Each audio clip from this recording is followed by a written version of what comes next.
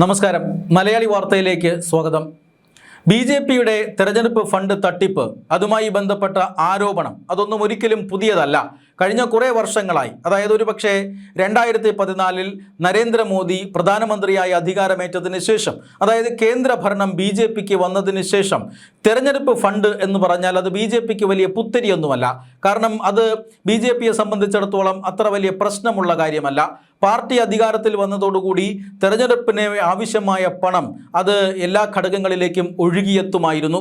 ബി.ജെ.പിയാണ് കേരളത്തിലെന്നല്ല എല്ലാ സംസ്ഥാനങ്ങളിലും തെരഞ്ഞെടുപ്പ് പ്രചരണത്തിനായി ഏറ്റവും കൂടുതൽ പണമൊഴുക്കുന്ന പാർട്ടി എന്ന ഒരു പ്രചരണം ഇപ്പോൾ തന്നെയുണ്ട്.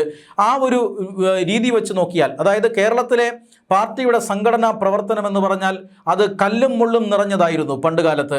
അതായത് രാഷ്ട്രീയ എതിരാളികളുടെ തെരഞ്ഞെടുപ്പ് ബൂത്തുകളിൽ ബിരിയാണി വിതരണം ചെയ്യുമ്പോൾ ബി.ജെ.പിയുടെ പ്രവർത്തകർ തെരഞ്ഞെടുപ്പ് പ്രചരണം നടത്തി ക്ഷീണിച്ച് തളർന്നു വന്നതിന് ശേഷം ബൂത്തുകൾക്ക് പിന്നിൽ, ബൂത്ത് ഓഫീസുകൾക്ക് പിന്നിൽ അരിയും പയറുമിട്ട് കഞ്ഞി വെച്ച് കുടിക്കുന്ന കാഴ്ച കേരളത്തിൽ നമുക്ക് കാണാമായിരുന്നു.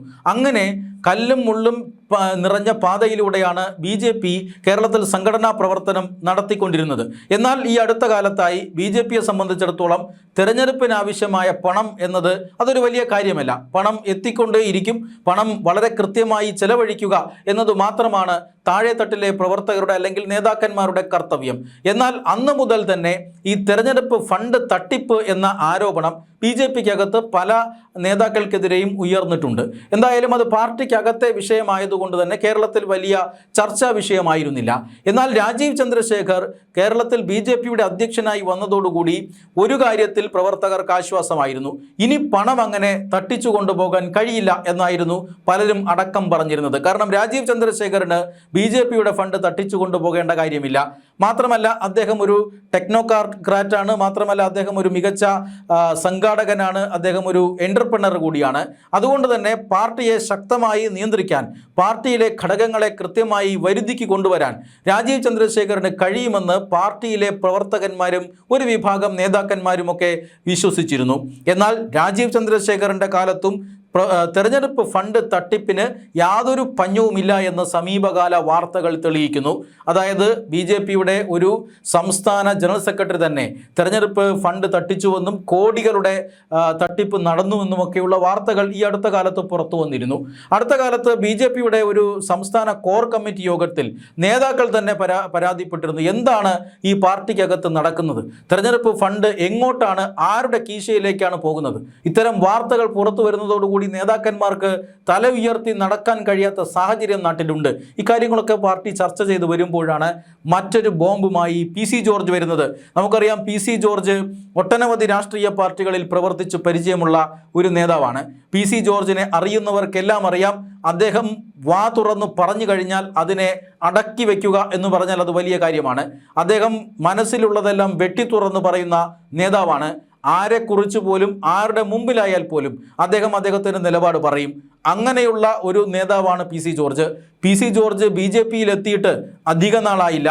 പി.സി. ജോർജ് കഴിഞ്ഞ നിയമസഭാ തെരഞ്ഞെടുപ്പിൽ പൂഞ്ഞാർ മണ്ഡലത്തിൽ നിന്നും മത്സരിച്ച വ്യക്തിയാണ്.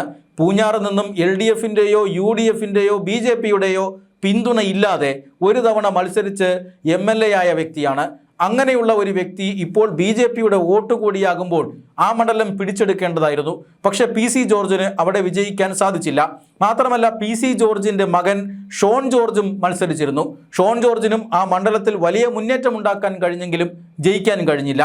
പക്ഷേ അങ്ങനെ ഈ തെരഞ്ഞെടുപ്പുകൾ അവസാനിച്ച് ഇപ്പോൾ ഈ പറയുന്ന പാർട്ടിയുമായി ബന്ധപ്പെട്ട് തെരഞ്ഞെടുപ്പ് ഫണ്ടുമായി ബന്ധപ്പെട്ട പലതരത്തിലുള്ള വാർത്തകളൊക്കെ പുറത്തു വരുന്ന സമയത്താണ്, എന്തായാലും ഈ വാർത്തകളൊക്കെ ബി.ജെ.പിയുടെ സംസ്ഥാന നേതൃത്വം നിഷേധിച്ചിട്ടുണ്ട്.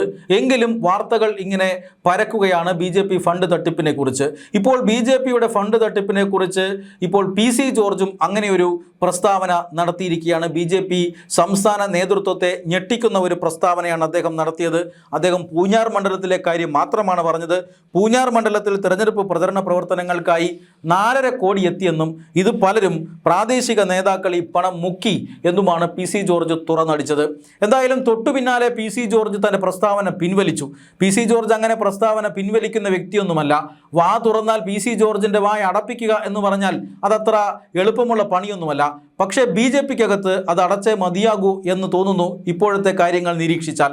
അതായത് ഈ പറഞ്ഞ പ്രസ്താവന വെട്ടിത്തുറന്ന് പറഞ്ഞതിന് ശേഷം ഏറ്റവും ഒടുവിലായി ഇപ്പോൾ തനിക്ക് തെറ്റായ വിവരം ലഭിച്ചതുകൊണ്ടാണ് അങ്ങനെ ഒരു തെറ്റായ പ്രസ്താവന നടത്തേണ്ടി വന്നത് എന്ന് PC ജോർജ് പറഞ്ഞുകൊണ്ട് തൻ്റെ പ്രസ്താവന പിൻവലിക്കുകയായിരുന്നു. എന്തായാലും PC ജോർജ് കൂടി ഈ 4.5 കോടി എങ്ങോട്ടോ മാഞ്ഞുപോയി എന്ന് പറഞ്ഞ് രംഗത്ത് വരുമ്പോൾ പാർട്ടി നേതാക്കന്മാർക്കെതിരെ അല്ലെങ്കിൽ പാർട്ടിയുടെ ഈ തെരഞ്ഞെടുപ്പ് ഫണ്ട് തട്ടിപ്പിനെതിരെ അതിശക്തമായ സംശയങ്ങൾ ഉയരുകയാണ്. PC ജോർജ് വായടച്ചിരിക്കാം, അതൊരു പക്ഷേ വിവാദങ്ങൾ ഇനി ഉണ്ടാക്കണ്ട എന്ന ഒരു തിരിച്ചറിവോടുകൂടിയായിരിക്കും. കാരണം ഈ പറയുന്ന ഫണ്ട് തട്ടിപ്പ് കേസിൽ നിരവധി ആരോപണങ്ങൾ ഇതിനോടകം തന്നെ പല ഭാഗങ്ങളിൽ നിന്നും ഉയർന്നു കഴിഞ്ഞു. അതെല്ലാം പാർട്ടി ഏതാണ്ട് സെറ്റിലാക്കിയിരിക്കുകയാണ്. ഇനി ഒരു ഫണ്ട് തട്ടിപ്പ് വിവാദം കൂടി വരേണ്ടതില്ല എന്ന് വിശ്വസിച്ചുകൊണ്ടായിരിക്കാം, അല്ലെങ്കിൽ ആ ഉദ്ദേശത്തോടു കൂടിയായിരിക്കാം PC ജോർജ് തൽക്കാലം വായടച്ചത്. മറ്റൊരു കാരണം കൂടി ഉണ്ടാകാം. കാരണം മകൻ ഷോൺ ജോർജ് BJPയിലെ തന്ത്രപ്രധാനമായ പൊസിഷനുകൾ കൈകാര്യം ചെയ്യുന്ന വ്യക്തിയാണ്. BJPയുടെ സംസ്ഥാന ഉപാധ്യക്ഷനാണ് ഷോൺ ജോർജ്. മാത്രമല്ല ഷോൺ ജോർജിനെ സംബന്ധിച്ചിടത്തോളം BJPയിൽ വലിയൊരു ഭാവിയുണ്ട്. പാലായിൽ അദ്ദേഹം ഉണ്ടാക്കി വെച്ചിട്ടുള്ള മുന്നേറ്റം അത് ഭാവിയിലേക്കുള്ള ഒരു കരുതലാണ്. BJP അവിടെ ഭാവിയിൽ തീർച്ചയായും മുന്നേറുമെന്ന് എല്ലാവർക്കും അറിയാം.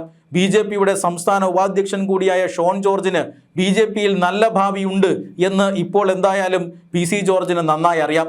അതുകൊണ്ട് തൻ്റെ ഈ വെട്ടിത്തുറന്ന് പറച്ചിലുകൾ കാരണം മകന് കൂടി ദോഷമുണ്ടാകേണ്ട എന്ന് വിചാരിച്ചുകൊണ്ടായിരിക്കണം ഇപ്പോൾ PC ജോർജ് ആ പിൻവലിച്ചിരിക്കുന്നത്. പക്ഷേ ഒന്ന് കെട്ടിരുന്ന ഈ ഫണ്ട് വിവാദം, തെരഞ്ഞെടുപ്പ് ഫണ്ട് വിവാദം PC ജോർജിൻ്റെ ഈ പ്രസ്താവനയോടുകൂടി ഒന്ന് അനക്കം വച്ചിട്ടുണ്ട്, വാർത്തകളിൽ ഇടം പിടിച്ചിട്ടുണ്ട്. വരും ദിവസങ്ങളിൽ BJPയുടെ ഈ തെരഞ്ഞെടുപ്പ് ഫണ്ട് തട്ടിപ്പിനെക്കുറിച്ചുള്ള കൂടുതൽ വാർത്തകൾ പ്രതീക്ഷിക്കാം. എന്തായാലും തൽക്കാലം PC ജോർജ് ആ പ്രസ്താവന പിൻവലിച്ചിരിക്കുന്നു.